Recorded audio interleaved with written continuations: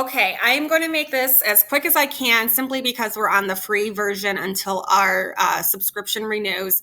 But what I'm doing is, in addition to the class websites, the classroom that we're using, I put topics in here. There's going to be a class website. And in the class website, there's going to be a site to our Google site.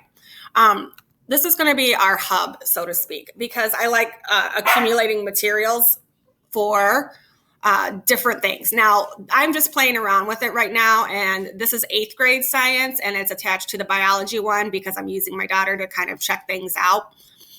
But the new one is super easy to use. Ignore the dog that's barking. You can insert anything you need over here and pick different layouts. It's more user-friendly than before. So on my welcome page, I have little introduction. They can actually click on the link and be taken to email. This is a tutorial that the students are going to have for navigating this website. The assignment calendar that's linked to their classroom page will be right here as well. Concord Junior High School, the school website, LabAIDS portal, Google Classroom. If there's any other buttons, the cool thing is besides adding things directly from your drive, text boxes, embedding stuff, you can also add buttons and dividers, which I've done.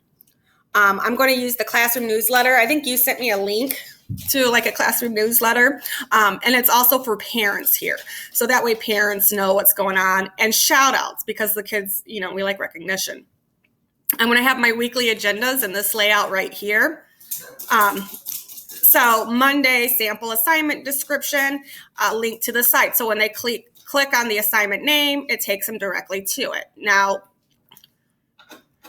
I'm playing around, so I don't know if it's the correct link. Yep. And so, for instance, this is starting their own science notebook. Tuesday, Wednesday, Thursday, Friday. So description's the plan, and then I was going to have videos to walk them through each assignment. They can also access directly out of Classroom, but I know some students prefer like a more visual layout like this. And then this is the reproduction notebook for 8th grade.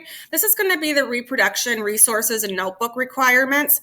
And so for each activity or each even item that we do, it will be titled. And they have a template like this for their own Google site. But that way they can go directly in and say, oh yeah, in my notebook for this activity, you need to include the following, which is going to be, the analysis questions. Activity 2, and so forth.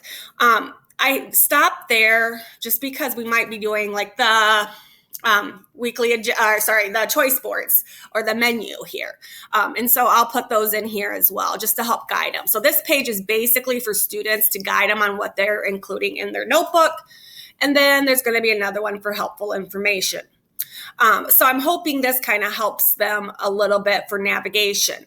Now, I will also tell you that I am doing a science notebook this way too. And when you do the science notebook, whenever you embed things whenever you add a drive item, it makes it so you can see it.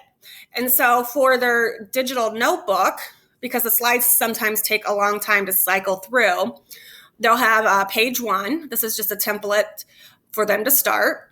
Science basics, and then reproduction. Now the reproduction, you can see just as a sample, I tried inserting it. So for each activity, I didn't do it here. I thought it would. Whatever it is that they have to submit or the directions in their agenda tell them that they need to record in their notebook, they're putting it in here. And then they have to actually write a reflection about what they did underneath it.